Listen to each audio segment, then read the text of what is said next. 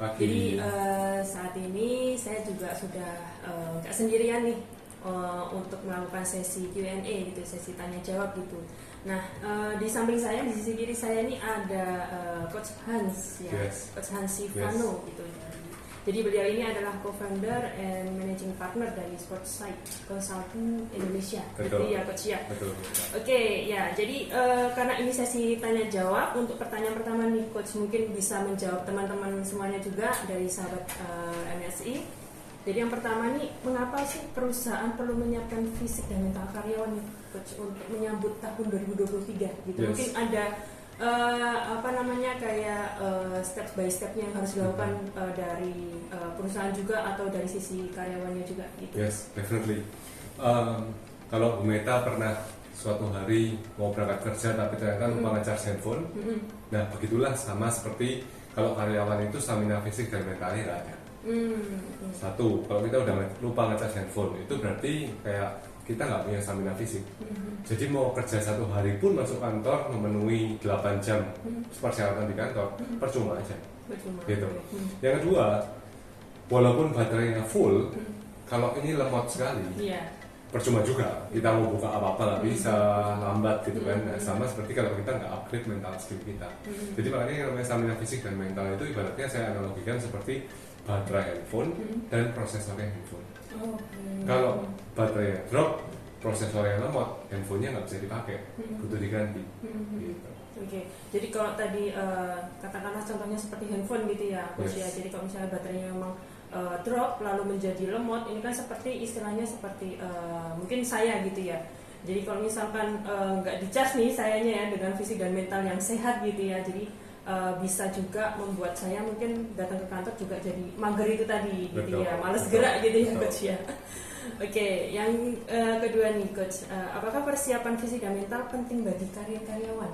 Oh, definitely. Karena kalau kita ngomong karir, semakin tinggi jenjang karirnya, tantangannya semakin tinggi juga.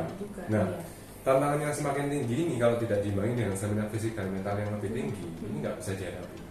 Contoh nih, ketika dia masih junior staff, dia stay di kantor terus, otomatis energinya nggak banyak terbuang karena dia harus nyetir segala macam.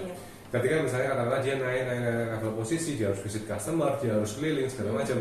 Selain dia harus tampil prima di depan customer, dia mesti siapin energi buat pindah dari satu lokasi ke yang lain. Nah, kalau dia nggak punya energi itu, dia habis di depan customer. Jadi sebetulnya fisik dan mental ini benar-benar jantungnya produktivitas. Tapi seringkali dianggap sepele dan seringkali ya sudahlah karyawan sini aja yang suruh train mereka sendiri. Padahal mereka juga nggak tahu trainnya gimana gitu. Mereka makannya sembarangan. Masuk kantor jam 8, tidurnya jam 2. Nah, kalau kita kurang tidur terus-menerus, walaupun secara fisik dia ada di kantor, itu sama kayak nggak kerja. Iya. Karena ya ngantuk itu jadi impactnya jadi ya, tadi jadi kayak capek juga, bekerja juga nggak maksimal gitu ya kesehariannya ya. Karena seperti yang tadi Bu Meta katakan juga, yang namanya fisik mempengaruhi mental, yang mental mempengaruhi fisik. Body and mind ini saling mempengaruhi satu sama lain. Jadi bayangkan aja kalau misalnya udah habis capek, ngantuk, misalnya nih hari Minggu, tapi hari Minggunya ini acaranya full sama keluarga, sampai hari nongkrong begadang sampai jam 2 gitu ya. Besoknya hari Senin pasti ngomongnya I hate Monday gitu. Karena pagi-pagi jam 8 posisi capek, terus yang ngomongin mental skill tadi disuruh fokus nggak bisa, disuruh ngatur emosi disenggol sedikit marah gitu kan. Jadi ini kacau semua sih. Gitu.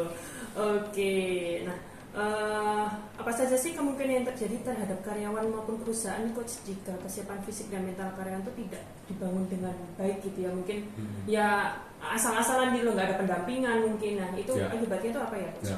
Saya umamakan manusia ini seperti halnya sebuah mesin. Mesin ini kita beli kan karena mesin ini bisa memproduksi, makanya kita hitung yang namanya produktivitas mesin. Nah, kalau kita aplikasikan ke manusia, produktivitas manusia itu kan tergantung dari stamina fisik dan mentalnya tadi. Kalau nih misalnya katakanlah dia kerja 8 jam satu hari, saya tanya nih, yang efektif sebetulnya dia kerja berapa lama sih? Apakah 8 jam full? Kan nggak mungkin. Gitu kan, pasti ada dia, kok bosen ya, buka sosial media dulu kayak mungkin, atau kalau mungkin sosial media dilarang, mungkin dia bagi yang perokok mungkin dia keluar dulu merokok sebentar, cari udara. Itu kan potong waktu 5 menit, 10 menit, 5 menit, 10 menit. Itu kalau di total bisa panjang kan. Nah, kalau kita nggak punya stamina fisik dan mental yang cukup, akhirnya kita menghabiskan waktu lebih banyak untuk recovery ini tadi, bukan untuk mengerjakan pekerjaan yang sebenarnya. Akhirnya sama-sama 8 jam kerja, tapi hasilnya lebih sedikit. Itu yang kita sebut dengan produktivitas. Kalau kita ini tarik menjadi 1 tahun, KPI-nya nggak tercapai. Nah, biasanya yang jadi tantangan adalah ada KPI tertentu yang mungkin sampai bulan Oktober nggak tercapai pun masih bisa dikebut di 2 bulan terakhir. Tapi ada juga KPI yang nggak bisa di shortcut seperti itu kan. Memang benar-benar harus by proses. Nah, ketika stamina fisik dan mental nggak cukup, untuk melalui proses ini akan berasa berat, gitu. Makanya orang-orang yang stamina fisik dan mentalnya nggak cukup, gampang menyerah. Iya, betul itu tadi. sekali. Dan kalau misalnya nih dia buat kesalahan, make mistakes, disuruh betulin atau mungkin dia istilahnya dia dimarahin nih sama atasannya. Nah, ketika dia merasa down, seberapa cepat dia recover, itu juga mempengaruhi. Kalau dia habis dimarahin karena dia buat kesalahan sendiri, dia downnya kelamaan, itu waktu juga gitu. Gitu. Oke, berarti kalau terkait dengan yang sudah dijelaskan Coach tadi ya, berarti peran yang membentuk mental dan fisiknya karyawan dari perusahaan ini sebenarnya peran siapa aja sih Coach? Nah, perannya semua stakeholder sebetulnya. Jadi mulai dari si karyawan itu sendiri harus proaktif. Kalau dia merasa bahwa saya ini kurang, stamina saya, fisiknya kurang, mentalnya kurang, ya dia perlu perbaiki, dia perlu cari cara. Gitu.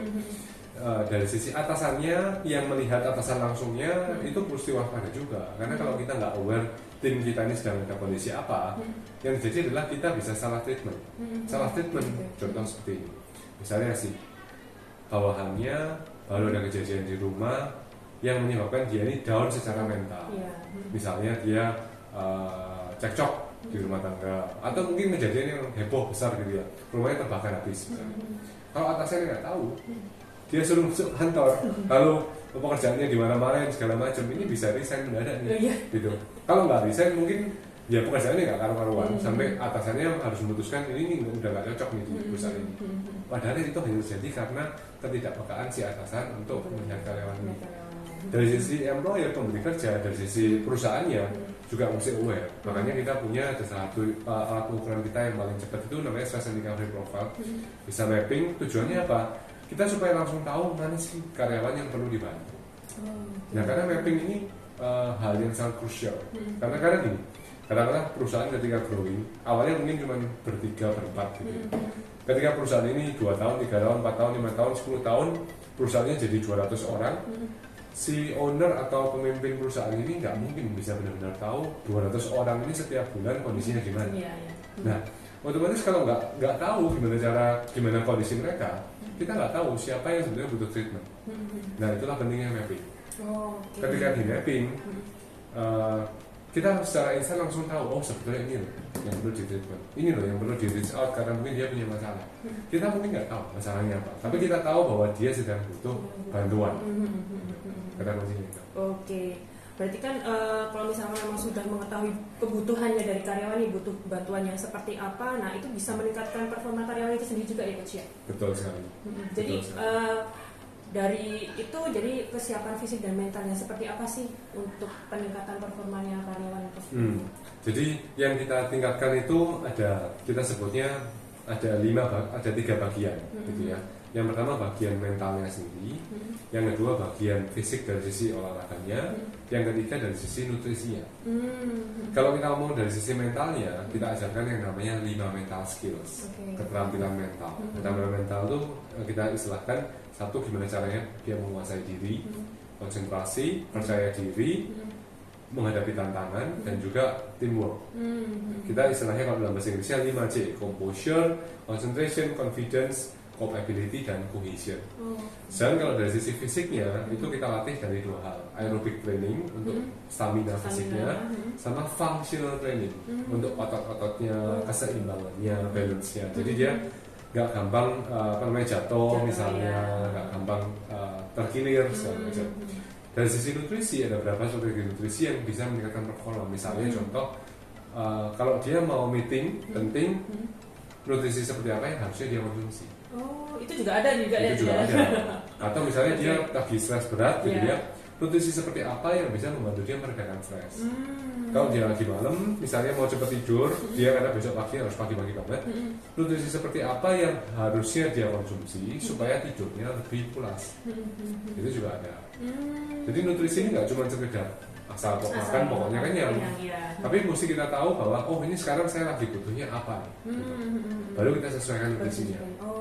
Contohnya nih misalnya kita mesti bicara di radio gitu. Kalau sebelum bicara di radio saya minum es, itu tenggorokan saya bisa nggak enak tuh. Itu hal yang paling sederhana. Contoh yang lain adalah kalau misalnya nih kita kondisi badan ini lagi kepanasan sekali, reaksi normalnya di Indonesia orang kalau kepanasan minum es. Padahal dengan tambah es kita jadi tambah panas jalur. Di jalur lebih panas lagi. Justru kalau kita kepanasan harusnya kita minum yang hangat. Nah ini yang menarik.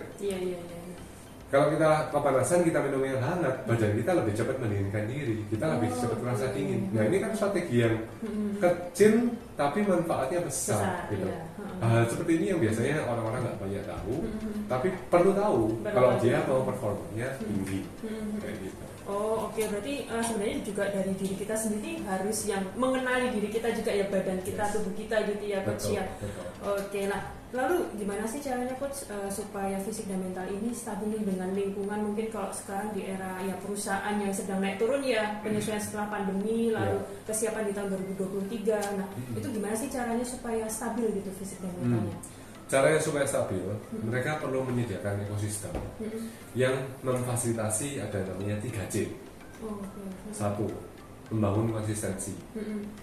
Yang kedua ada coachnya, dan yang ketiga ada community-nya. Nah, 3C ini penting banget untuk kita menyiapkan stamina fisik dan mental tadi. Kalau cuma salah satu aja, cuma pokoknya ada yang aja gitu, nggak bisa. Nggak terbangun. Kalau cuma pokoknya konsisten aja, nggak ada coachnya, nggak ada community, nggak bisa juga. Nah makanya istilahnya kalau kita ngomong semua metode perubahan perilaku, change of behavior di dalam perusahaan itu mesti melibatkan 3C ini tadi. Dibangun secara konsisten, ada coachnya yang membimbing supaya dia nggak salah jalan, dan ada community-nya untuk berprogres bareng-bareng. Oke, jadi saling berkesinambungan gitu ya. Memang harus jadi satu paket gitu ya, Coach, nggak bisa dipisah-pisahkan gitu ya 3C-nya tadi.